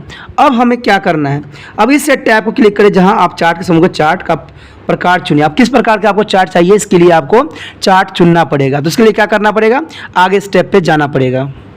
तो आप देख सकते हो कि यहाँ पर जो है एक्सेल के ही कुछ पार्ट दिखाई दे रहे होंगे आपके, ठीक है। तो इसमें क्या है, देखिए इंसर्ट पे हमने दबाया, ठीक है। इंसर्ट पे दबाने के बाद देखिए यहाँ पर आ गया चार्ट, दिख रहा है आपको चार्ट, कॉलम दिख रहा है यहाँ पर, उसके बाद चार्ट दिख रहा है आपको। चार्ट का उपयोग चुने, जब ये दबाओगे तो आपको इस तरह से जो है लाइन में, पिक में, बार में, एरिया में बहुत से ऑप्शन जो है आपके पास उपलब्ध हो जाएगा। जिसमें भी आप बनाना चाहोगे उसको आप सेलेक्ट कर लीजिए, वो आपको यहाँ प्रदर्शित हो जाएगा जैसा भी आप बनाएंगे। हमने अभी इसको सेलेक्ट किया है तो हमें जो है इसी प्रकार के जो है ग्राफ नंबर वाइज दिखेंगे जैसा कि आगे दिखाया जा रहा है। आप देख सकते हो कि जैसे हमने क्लिक किया वैसे ही देखो सभी का जो है रिजल्ट, केमिस्ट्री, सबके नाम के साथ देखिए 4 सब्जेक्ट था ना, तो चारों सब्जेक्ट की जो है दिख रहा है, देखिए है ना। इसमें 5 है तो 5 दिख रहा है, तो देखिए यहाँ पर दिख रहा है ना 1 2 3 4 5 सब्जेक्ट की जो है यहाँ पर 1 2 3 4 5 physics, chemistry, math, biology, English, 5 subject का जो है सभी बच्चों का नाम नीचे आ गया और इसकी जो है हॉरिजॉन्टल रूप में दिख गया। 100 में से ली गई थी तो सारे जो है पाई चार्ट में आसानी से दिख गया। तो इस प्रकार जो है हम पाई चार्ट बना सकते हैं।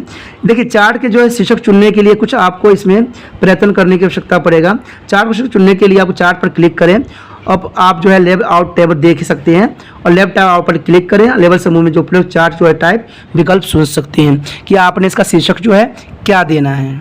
आप जैसे देख सकते हो कि हम यहाँ पर दिया हुआ है चार्ट टाइटल दिया हुआ, जैसे चार्ट हमने बनाया है तो उसको आपने क्या देना है। इसके लिए आपको लेआउट पे जाना पड़ेगा। लेआउट पे जाओगे, ठीक है, तो ऑटोमेटिक जो है यहाँ पर जो है चार्ट टाइटल आ जाएगा और चार्ट टाइटल के जो है लेबल उस पर चयन करेंगे, उसका चार्ट टाइप पे क्लिक करेंगे। जैसे चार्ट टाइप पे क्लिक करोगे वहाँ पर आ जाएगा चार्ट टाइटल, जैसे कि आगे दिखाया गया है, ठीक है। तो यहाँ पर आप देख सकते हो चार्ट टाइटल, आप यहाँ पर जो भी मर्जी चाहो नाम टाइप कर सकती हो।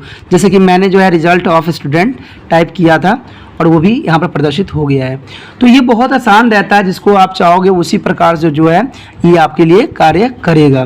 अगर आप सिस्टमैटिक चलोगे तो बहुत ही अच्छा सिस्टमैटिक जो है करेगा। उसके आगे जो हमारा है एक्स अक्ष के नाम दीजिए, यानी लेवल टाइप टैब पर क्लिक करें और इसके बाद जो है लेवल ग्रुप के एक्सेल टाइप कर चयन करें। प्राइमरी हॉरिजॉन्टल स्ट्रीम टाइप चुने, जैसे कि नीचे दिखाया भी गया है और समझाने की कोशिश भी किया गया है। आप देख सकते हो कि हमने इसमें जो नॉन डू नॉट जैसे भी आपको करना है उस बेस पे आपने लेआउट पे जाके कर सकते हो। एक्सिस जो है एक्स एक्सिस पे जो है आप डाल सकती हो, ठीक है। तो ये एक्सिस डालना भी बहुत आसान होता है। तो इसमें जैसे आप देख सकते हो कि एक्स एक्सेल टाइटल जो है यहाँ प्रदर्शित हो जाता है। इस टाइटल के क्लिक करें और एक्स एक्सेल पर जो है शीर्षक आपको बन जाएगी, ठीक है। तो इस तरह से जो है आप इसको बहुत आसान तरीके से इसको बना सकते हो और बहुत ही आसान रहता है डाटा एंट्री में। अब देखिए एक्स एक्सिस पे जो था वहाँ पर एक्स एक्सिस लिखा था, अब हमने क्योंकि यहाँ पर नाम प्रदर्शित किया है तो हम नाम लिखेंगे नेम ऑफ द स्टूडेंट। तो इससे हमको डायरेक्ट पता लग जाएगा कि सारे जो है नाम है। तो हमने इसको टाइटल एक्स एक्सिस पे क्या कर दिया, नेम ऑफ द स्टूडेंट। आपको मैंने पहले बताया था कि इधर साइड वाला जो होगा ये वाई एक्सिस होगा और नीचे वाला एक्स। तो एक्स एक्सिस पे हमने क्या कर दिया, नेम ऑफ द स्टूडेंट। जैसे आपने एक्स एक्सिस पे दबाया, नेम ऑफ द स्टूडेंट आ गया। अब हमने क्या करना है, इधर देना है कि भाई ये है क्या, ये चीज़ जो दिया हुआ है वो है क्या। तो इसके लिए हम क्या करेंगे, वाई एक्सिस के शीर्षक देने के लिए सामान्य चरण का भी पालन करेंगे। सेम जो है वही करेंगे, वहाँ पर ही आपको सब कुछ मिल जाएगा और कुछ इस तरह से जो है आप एक्स से टाइटल सेलेक्ट करेंगे। ठीक है, जैसे कि आप देख सकते हो कि हम फिर वही जाएंगे और यहाँ पर जो होगा हमने क्या सेलेक्ट किया, वर्टिकल टाइटल। ये हॉरिजॉन्टल टाइटल था, ये वर्टिकल टाइटल दिख रहा है आपको।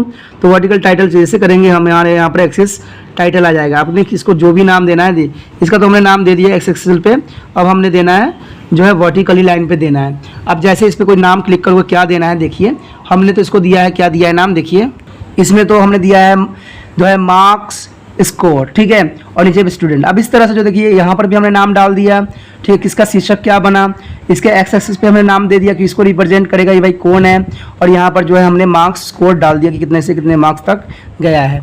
तो इसी के साथ जो है दोस्तों बहुत इंपॉर्टेंट टॉपिक था, बहुत इंपॉर्टेंट था। इसका जो है हम आगे जो है बी पार्ट जो है हम आगे करेंगे, ठीक है। अगर आगे के बारे में जानना है, समझना है तो मेरे साथ बने रहिए, ठीक है। और बने रहने के लिए आपको क्या करना पड़ेगा ये आपको पता ही होगा कि अगर आपके मोबाइल में जो दिख रहा होगा रेड बटन, उसको जरूर दबाइए और मेरे साथ जुड़िए। चार्ट संपादित करना, ठीक है, चार्ट संपादित करना भी एक इम्पोर्टेंट आता है। इसके कई जो लीजेंड है, कई इसमें लेजेंड है जिसके बारे में हमने जानना है। आखिर जो है चार्ट संपादित करना लेजेंड का स्थान कैसे बदलती हैं, तो ये बदलने के लिए आपको कुछ नहीं करना पड़ेगा, सिंपल सी बात है कि लेआउट टैब पर क्लिक करें, उसके बाद आप लेवल्स ग्रुप में उपलब्ध लेजेंड विकल्प का चयन कर सकते हैं। जैसे कि आप मैं इस पर दिखा रहा हूँ, देखिए कैसे। अब कंप्यूटर में जब एक्सेल खोलिएगा, माइक्रोसॉफ्ट एक्सेल रहेगा, तो जब आप जो है चार्ट टूल्स पे जाइएगा तो इसमें रिव्यू होगा, व्यू होगा, डेवलपर होगा, डिज़ाइन होगा, लेआउट होगा, फॉर्मेट होगा। हमने फॉर्मेट, लेआउट, डिज़ाइन सब कर चुके हैं, ठीक है। तो लेआउट में ही आपको अब मिलेगा लीगेंड, देखिए लीगेंड लिखा हुआ है ना, even none of tall ligand, जैसे लीगेंड आपको चाहिए उस तरह के लीगेंड आप यहाँ पर से प्रोवाइड्स कर सकते हो। प्रीव्यू वीडियो में मैंने हर एक लीगेंड के, हर एक चार्ट के बारे में भी अच्छे से बता भी रखा है, पीछे मैंने आपको बताया ही है इसके बारे में, ठीक है, कि उसमें कैसे कैसे हमने चार्ट को है क्या क्या नाम दिया गया है, विथ हमने डायग्राम के साथ किया है, अभी पीछे ही किया है, ठीक है। तो ये बहुत काफ़ी इंपॉर्टेंट रहता है जो आपको समझना चाहिए। जैसे आप एक्सेल की जो है माइक्रोसॉफ्ट एक्सेल आप ओपन कीजिएगा शीट, तो चार्ट टूल्स में जो है ये चीज़ें की सुविधाएं जो है आपको सामने नजर आएगी, जो कि एक महत्वपूर्णता को दर्शाता है। तो इसमें जो डाटा होगा ये आप देख सकते हो कि रिजल्ट ऑफ स्टूडेंट हमने यहाँ पर पूरा पहले ही वर्टिकली एक्सेस पे कर चुके हैं, ठीक है। तो इसमें जो है फिजिक्स, केमिस्ट्री और मैथ के जो है डिफरेंट कैटेगरीज के साथ दिखाया गया है, ठीक है। अगर आपका कलरफुल होता तो आपको और अंडरस्टैंडिंग होगी, लेकिन आपको देख सकते हो कि यहाँ पर कलरफुल नहीं होने के बावजूद भी आपको जो है डिफरेंट कलर की शेडिंग जो है दिख सकता है। तो ये जो होती है डिफरेंट कलर की शेडिंग देके और यहाँ पर इसको रिप्रेजेंट करना, ये जो ग्राफिंग का है सबसे विशिष्ट महत्वता होती है। इससे हम क्या होता है, हमें पता लग जाता है, हम कंपेयर कर लेते हैं कि कौन से जो है चैप्टर में, कौन सा जो सब्जेक्ट में जो अच्छे से नंबर प्राप्त हुआ है, ठीक है, जो ऊपर तक कॉलम गया होगा उसमें सबसे बेस्ट मार्क्स मिला होगा, ठीक है। और इसी के साथ जो है हम यहाँ मैचिंग कर सकते हैं कि किस में गया है। तो ये जो है डाटा का जो है प्रदर्शन करना ये बहुत मायनों में बहुत इंपॉर्टेंट भी रहता है, ठीक है। आगे हमारा जो है डाटा लेवलों का स्थान परिवर्तन कैसे कर सकते हैं, तो डाटा लेवल जो है करने के लिए डबल क्लिक करना पड़ता है इसमें। उसके बाद जो है लेवल स्वरूप में उपलब्ध डाटा केवल जो विकल्प पर भी क्लिक करना पड़ता है। आप डाटा लेवल को प्रदर्शन करने के लिए जो है फॉर्मेट का चयन कर सकते हैं। जैसे आप देख सकते हो कि यहाँ पर जो है हमने डाटा टेबल लेवल्स को हमने यहाँ फॉर्मेटिंग को किया है, तो इसमें जो है सारी चीज़ें हमें जो है आराम से जो है विंडो खुल गई है, जिस पे हम सारी जो प्रक्रियाएं कर सकते हैं, जो कि विशिष्ट भी रहती है और महत्वपूर्ण भी रहता है। कहते हैं ना आपको ये चीज़ें बहुत जल्दी समझ में आती है डायग्रामेटिक, तो वो डायग्रामेटिक जो है यहाँ पर प्रेजेंट है, जिसको समझना आपके लिए बहुत ही आसान होना चाहिए। उसके पश्चात है आप देख सकते हो कि किसको कितना मार्क्स मिला है वो भी रिप्रेजेंट कर दिया गया है। अब इससे तो और भी क्लियर हो गया कि भाई कितना मार्क्स इसको आया और किस सब्जेक्ट में कितनी आई है। तो ये सारी चीज़ें जो है इसको बहुत विशिष्ट और काफ़ी खामियों के साथ आगे निकालता है। ये बहुत सी खामियाँ जो है इसमें प्रेजेंट है, बहुत से जो फीचर है वो प्रेजेंट है जो इसको जो है जो माइक्रोसॉफ्ट एक्सेल 2007 को एक विशिष्ट दर्जा देता है। कहते हैं इसमें हर तरह के जो टूल्स है प्रेजेंट हैं और इसमें हम जानने के लिए जो है हमें अधिक जो है तकलीफ लेने की जरूरत नहीं पड़ेगा और कुछ हद तक जो है इसका जो है सारे फीचर जो है मोबाइल में भी बहुत आसान तरीके से उपलब्ध है। उसके बाद हमारा है लेजर कुंजों के साथ या उसके बिना चार्ट के साथ डाटा लेवल को कैसे दर्शाया जा सकता है। कहते हैं लेआउट टैब पर क्लिक करें और उसके बाद जो है लेवल ग्रुप्स में उपलब्ध डाटा के लेवल जो है विकल्प पर हम क्लिक कर सकते हैं। अब डाटा लेवल को पसंद करने के लिए जो स्टाइल का भी चेंज किया जा सकता है। अब देखिए डाटा लेवल यहाँ पर है, उसमें हम स्टाइल्स का भी चेंजेस कर सकते हैं। ठीक है, मोर data is table options and data is table with the ligand keys. ठीक है, so that data table is the chart. तो ये सारी चीज़ें जो है हमारे बहुत आसानी से उपलब्ध हो जाएगा। ये तो करने का बहुत ही आसान और बहुत महत्वपूर्ण तरीका है। अगर आप इसमें से और विशेषताओं को चयन करेंगे जैसे show the data table with the ligand of keys, तो देखिए किस तरह से जो है प्रदर्शित होगा, ये भी देख लेना आपके लिए बहुत ज़रूरी है। देखिए यहाँ पर जैसे हमने किया उसके बाद जो है हमने show data table with the ligand keys किया, तो देखिए कीज के साथ हमारे पास उपलब्ध हो गया। पहले कीज उपलब्ध नहीं था, अब जो है यहाँ पर physics, chemistry, math, biology, English जो है ये आ गया, नॉन मेडिकल जो सब्जेक्ट हैं वो आ गए और इसके साथ जो है नंबर और यहाँ पर जो है उसका नाम। तो इस तरह से जो है सारे सब्जेक्टों का जो है बहुत आसान तरीके से आ गया। कहते हैं कि डाटा टेबल के साथ लेजेंड विकल्प को प्रदर्शन करने में बहुत ही इंपॉर्टेंट भूमिका अदा कर रहा है और इसमें जो है साफ, क्लियर और आपको कोई तरह के डाउट ना रहे इसमें पूरी प्रदर्शन किया गया है। तो इससे अधिक जो है क्लैरिटी आपको हो नहीं सकती कि इसमें जो हमने क्लिक किया उसके बाद ये आया तो हमने ऐसे लेजेंड लगा सकते हैं, बना सकते हैं। ठीक है, तो ये जो है डाटा एंट्री में जो ऑपरेशन में जो है माइक्रोसॉफ्ट एक्सेल 2007 का विशिष्ट फीचर में से एक माना जाता है। उसके पश्चात हमारा है डिग लाइनों को कैसे छिपाएं दिखाएं, नंबर 36। देखिए जो डिग लाइन होती है उनको दिखाना या समझाना वो भी एक बहुत बड़ी बात हो जाती है कि डिग लाइन जो होती है उनको दिखाने के लिए आपको जो है सबसे पहले क्या करना पड़ेगा, ले लाइट टैब पर क्लिक करें और एक्सेल ग्रुप में जो है ग्रीन लाइन विकल्प पर क्लिक कर सकते हैं, यानी लेआउट पे आपको जाना पड़ेगा। ठीक है, सबसे पहले लेआउट देखिए यहाँ पर लेआउट है ना, हमने लेआउट पे गए, फिर यहाँ पर जो है आपको सारे टाइटल दिख रहे होंगे, सारे चीज़ें जो है दिख रहा होगा। अब यहाँ पर पहला ही non do not display two horizontal guidelines, तो कह सकते हो कि उसके जो है बाद प्राइमरी हॉरिजॉन्टल्स गाइडलाइंस को चयन करें। अब मौजूदा विकल्प नर, major, grids lines, minor grid lines, major and minor grid lines में से किसी एक को उचित तरीके से चयन आपको करना पड़ेगा और जो है ऐसे आपका जो है बन जाएगा। ये भी जो है विशिष्टताओं में से एक है जो कि जो एक्सेल को काफ़ी इंपॉर्टेंट बनाती है। हमने हर तरीका के जो रूल रेगुलेशन जो है यहाँ पर करके देखा, लेकिन दोस्तों जब तक आप कीजिएगा नहीं तब तक आपको समझ नहीं आएगा। मैं जितना तक हो सकता हूँ उसको कोशिश करता हूँ आपको भी समझाने की भी।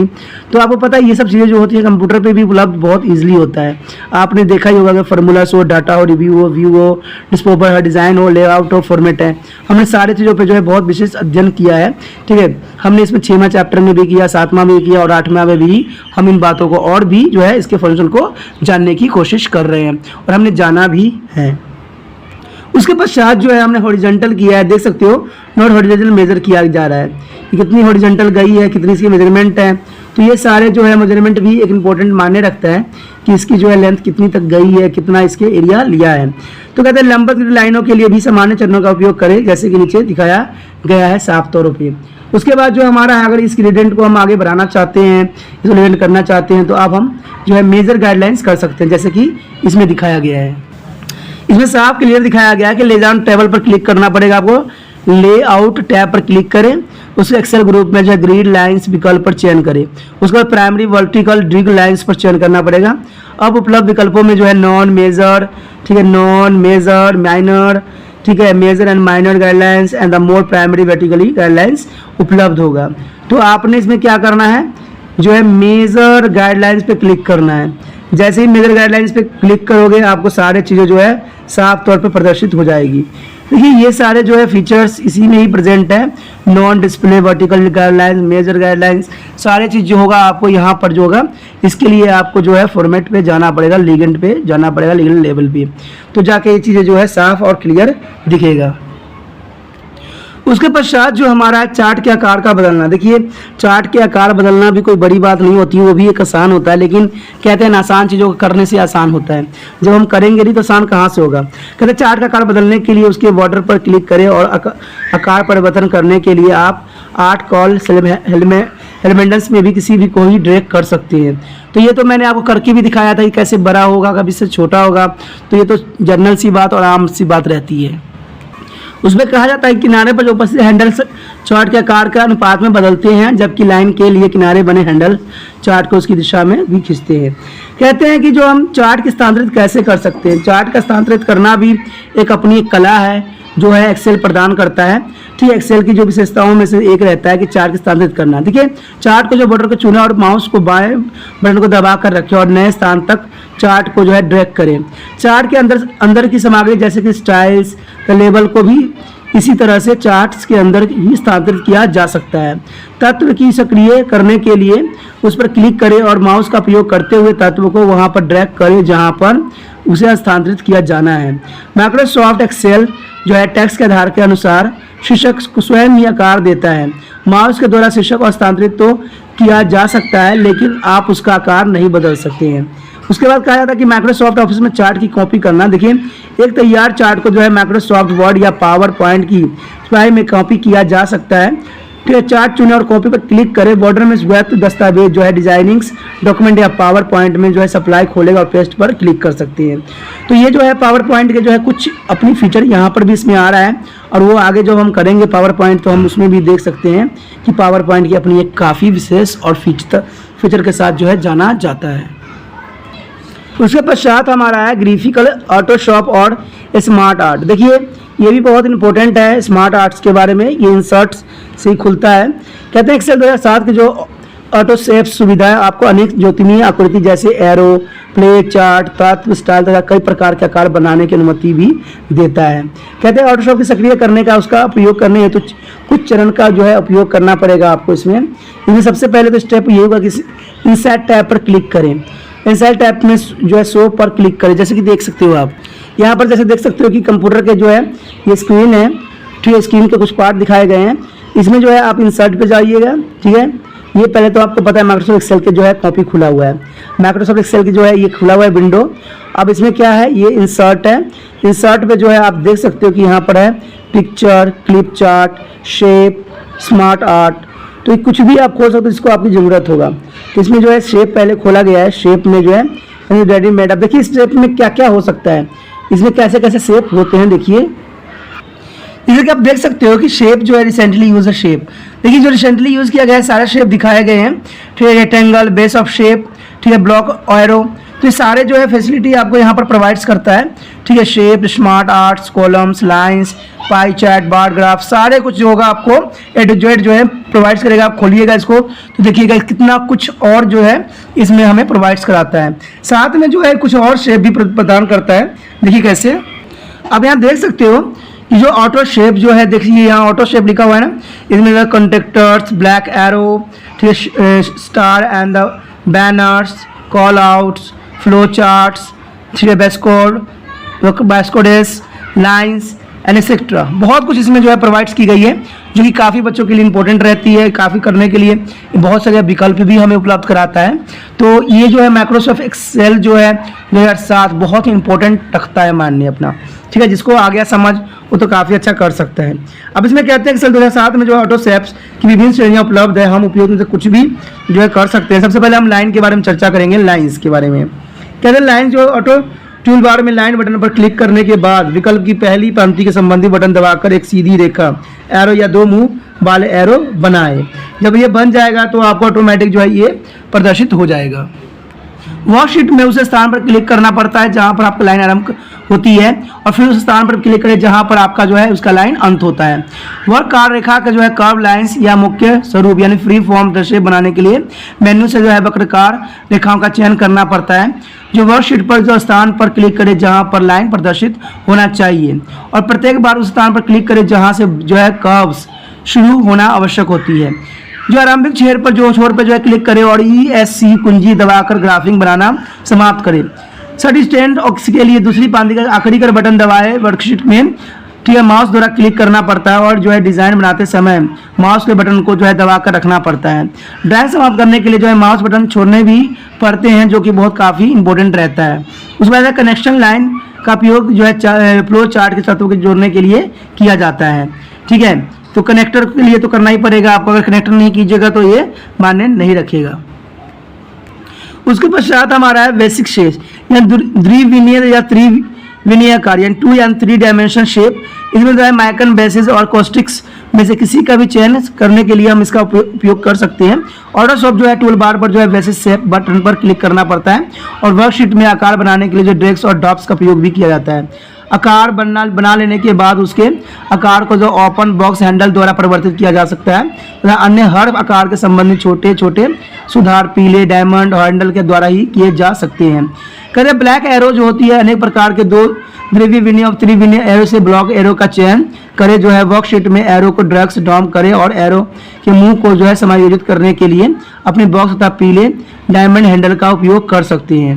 ठीक है, उसके बाद है फ्लो चार्ट। कहते हैं वर्कशीट में फ्लो चार्ट की आकृति डालने के लिए फ्लो चार्ट्स मेन्यू में से चयन करें और लाइन मेन्यू का प्रयोग करते हुए उन्हें आपस में जोड़ें।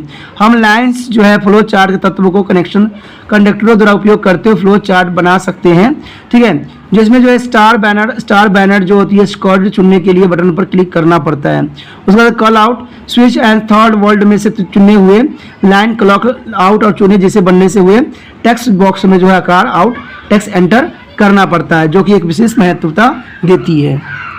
उसके बाद हमारा है स्मार्ट आर्ट ग्राफिकल। देखिए स्मार्ट आर्ट्स के नाम से आपको समझ में आता होगा कि स्मार्ट वर्किंग की बात कर रहा है। ठीक है, विचार सूचनात्मक और निरूपण स्मार्ट आर्ट ग्राफिंग कहलाता है और इसका उपयोग संदेश को जल्दी से आसानी से और प्रभावशाली ढंग से संचालित करने के लिए भी किया जाता है। कहते हैं MS एक्सेल जो है साथ में स्मार्ट आर्ट ग्राफिक सुविधाएं मौजूद हैं और अन्य ग्राफ जैसे कि वर्ड तथा पावर पॉइंट में भी स्मार्ट आर्ट्स ग्राफिंग को इमेज की तरह कट को पेस्ट किया जा सकता है। यानी ये माइक्रोसॉफ्ट के साथ साथ जो है एक्सेल में भी ये जो है सॉफ्टवेयर है विद्यमान है और इससे हम काफ़ी कुछ कर सकते हैं। कहते हैं स्मार्ट जो है आर्ट्स जो है ग्राफिकल का निर्माण करने के लिए आपको कोई उदाहरण देना पड़ता है, जैसे कि फ्रेसेस ब्रेक साइकिल हायरार्किक्स रिलेशनशिप्स। तो एक प्रकार के स्मार्ट चार्ट ग्राफिक श्रेणी में ही दर्शाया जाता है। कहते हैं प्रत्येक में विभिन्न प्रकार के प्रारूप जो है लेट आउट होते हैं। स्मार्ट आर्ट बनाने हेतु कुछ चरण की आपको करना पड़ेगा, इसमें आपको कुछ भी खास नहीं है। इंसर्ट चार्ट बनाने हेतु जो है आपको इंसर्ट टैब पर क्लिक करना पड़ेगा और इलस्ट्रेशंस ग्रुप में स्मार्ट टैब पर क्लिक करना पड़ेगा, जैसे कि यहाँ पर डायग्राम में दिखाया जा रहा है। यहाँ पर आप साफ देख सकते हो प्रैक्टिकल के रूप में कि हमने क्या किया, इंसर्ट पे यहाँ पर बटन दबाया है और इंसर्ट के बाद जो है देखिए पिक्चर क्लिप आर्ट्स शेप और यहाँ पर देख सकते हो आप स्मार्ट आर्ट। जैसे कि हम स्मार्ट आर्ट पर क्लिक करेंगे आपका स्मार्ट आर्ट ग्राफिकल खुल जाएगा, जिसको जो है आप यहाँ पर जो है F1 प्रेस हेल्प से आप इसको अप्लाई भी कर सकते हो। तो देखिए दोस्तों ये बहुत ही आसान और रूल रेगुलेशन है। आप इसमें हम क्या कर चूज स्मार्ट ग्राफिकल हम कैसे चूज कर सकते हैं, देखिए जब आप आगे बढ़िएगा तो इसमें जो है चूज और स्मार्ट ग्राफिकल ऐसे आएगा, ऑल लिस्ट प्रोसेस साइडेड या हाइब्रिड्स रिलेशनशिप्स मैट्रिक्स पिरामिड, जैसा भी आपको चाहिए उस तरह से जो है आपको मिल जाएगा। हाइब्रिड इसमें जो दिया गया देखिए कुछ इस तरह से बनाया गया जिसमें जनरेशन की प्रॉपर्टी को दिखाया गया है। अब श्रेणी जो है चुनिए और उसमें आपको जो भी चाहिए उस पर ओके के बटन दबाइएगा। यहाँ पर ऑटोमेटिक जो है वो सिलेक्ट होके आपके जो करना चाहते हो उसमें वो अप्लाई हो जाएगा। तो ये वो जो है MS एक्सेल 2007 की जो है विशेष एक्सेल में से बहुत इंपॉर्टेंट फीचर्स हैं जो कि आपको पावर पॉइंट में भी देखने को मिलेगा। तो कहते हैं पावर पॉइंट के बहुत से फीचर जो है एक्सेल में भी प्रोवाइड्स की गई है। ये जो है व्यूअर के लिए दिया गया है, जो इसके यूज़र हैं जो कस्टमर है उनके लिए दिया गया है कि उनको बहुत से काम जो है एक्सेल में ही हो जाए। तो कहते हैं डाटा एंट्री विद्यार्थियों के लिए जो है डाटा एंट्री ऑपरेशन कर रहे हैं उनके लिए बहुत ही इंपॉर्टेंट सॉफ्टवेयर रखता है और ये अगर सॉफ्टवेयर को अच्छे से कर लेते हैं तो कहते हैं ना ऑफिस के जो है आधा से अधिक वर्क को वो आसानी से कर पाएंगे और आसानी से समझ भी पाएंगे। इसमें जो है जैसे कि हमने किया था यहाँ ब्रेड इस पर सेलेक्ट किया हुआ था, तो देखिए हमने इसमें इसको सेलेक्ट कर लिया। जब हमने इसको सेलेक्ट कर लिया तो ये जो होगा वहाँ पर स्क्रीन पे हमने ओके दबाया और ये जो है हमारा आगे जो है इसी चीज़ को जो है आगे प्रदर्शित करेगा। आप यहाँ पर देख सकते हो कि यही प्रदर्शित हुआ है। कहते हैं अब आप डाटा को एंटर कर सकते हैं जैसे कि नीचे दिखाया भी गया है। जो मान वैल्यू दर्ज करने के लिए उस घटक यानी कॉम्पोनेंट पर क्लिक करें जहां पर टेक्स्ट एंटर करना चाहते हैं। जैसे यहाँ पर पैटर्न पे कीजिए, ये करना है यहाँ कीजिए। तो इस तरह से your type your text here आप देख सकते हो कि यहाँ पर आपने दिया हुआ है, यहाँ पर ऑप्शन दिया हुआ है, आप यहाँ पर जो है टेक्स्ट जो है लिखिएगा। जैसे जैसे लिखिएगा वैसे वैसे जो है इसका रिलेशनशिप यहाँ पर देखने को मिल जाएगा, जो कि डिजाइन टैब की सहायता से आप इसको बना जो है आप बहुत अच्छे बना सकते हैं। स्मार्ट आर्ट में विभिन्न प्रकार पर प्रभाव से लागू भी होती है। और स्मार्ट आर्ट पर क्लिक करें जिससे डिजाइन टेबल अपने आप रिबन के साथ प्रदर्शित होगा। रिबन से उचित जो है समूह चुने और वंचित प्रभाव को देखिए। अब इसके लिए जो है डायरेक्टली आप इस पर भी जा सकते हो, जैसे कि यहाँ पर भी दिखाया गया है। इसमें आप देख सकते हो साफ क्लियर कि यहाँ पर जो है हमारे पास बहुत सारे विकल्प थे। हमने डिज़ाइन पे गए, डिज़ाइन के बाद हमने इसको स्मार्ट को चुना।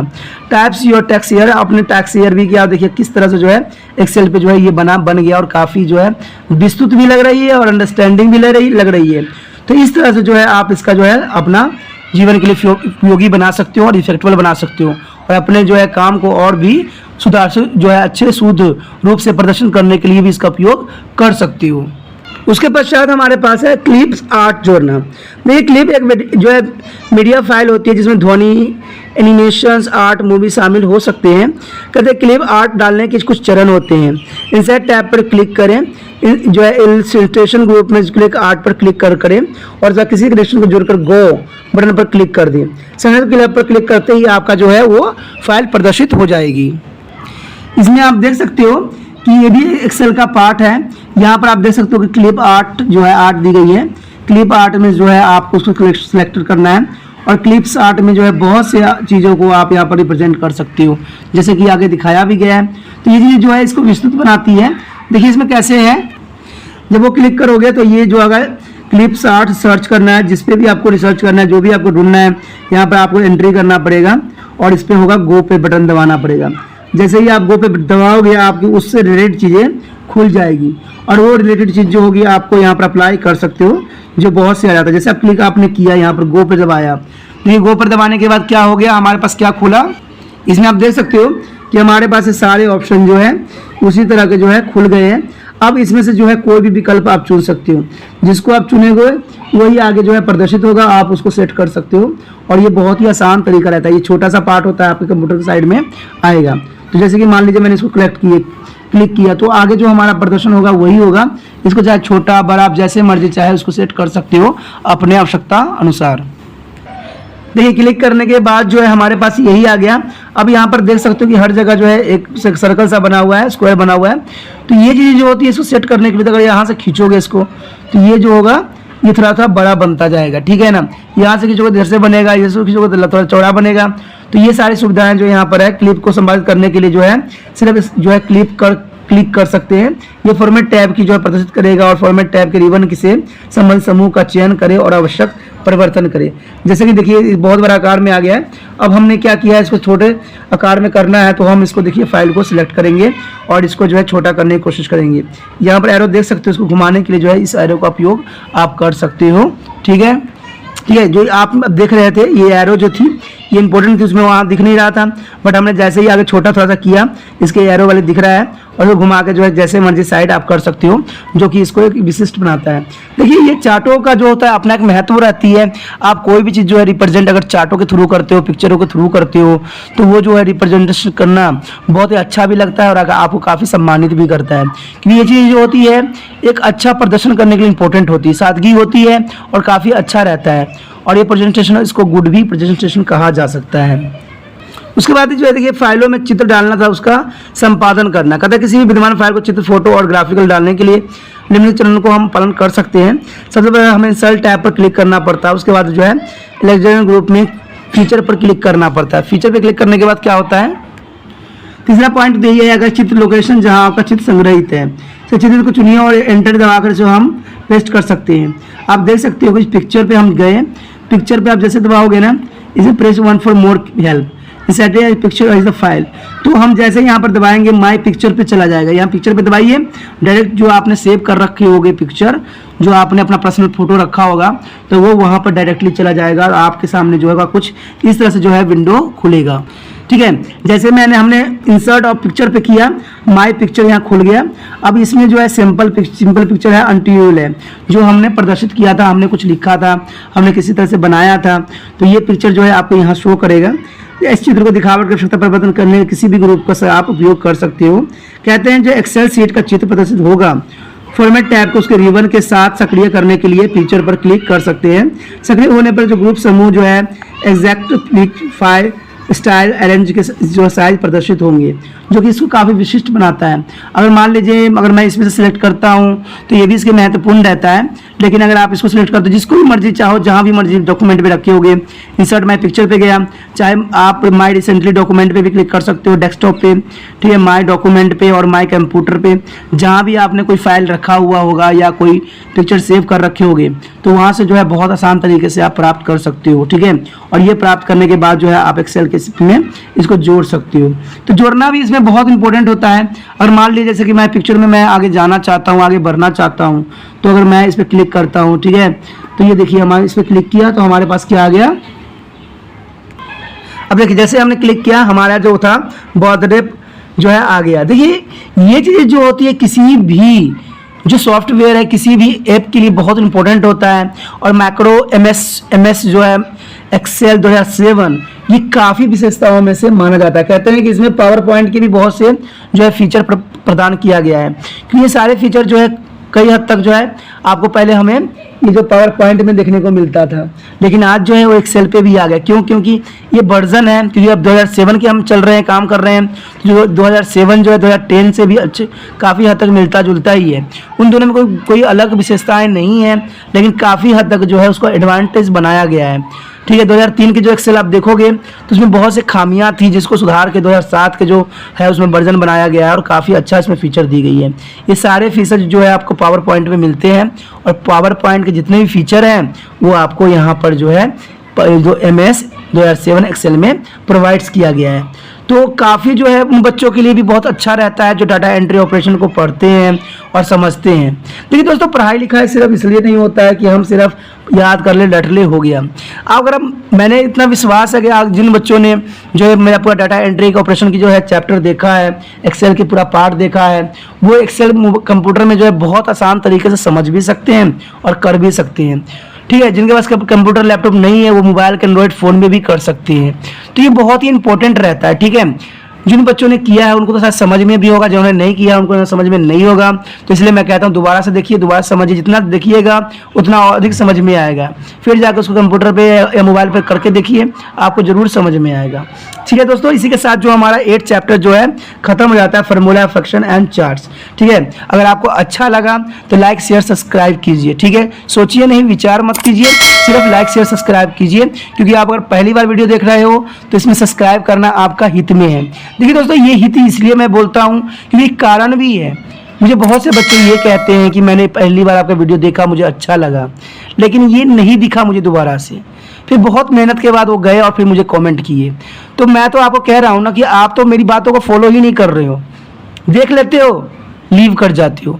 दोस्तों, त्रिपान सेंटर में जो है ज्ञानों का भंडार पड़ा हुआ है। अगर आप सब्सक्राइब करके रखोगे, सब्सक्राइब जितना करोगे उतना आपके लिए फ़ायदा रहेगा, जितना बच्चा इसमें जुड़ेंगे उतना मुझे जो है प्रोत्साहित मिलेगा और मैं आपके लिए अच्छा से अच्छा कर पाऊँगा। मुझे करने का नहीं था, लेकिन क्या करें, कहते हैं ना ज्ञान अपने तक ही सीमित रखना कदाचित उचित नहीं है।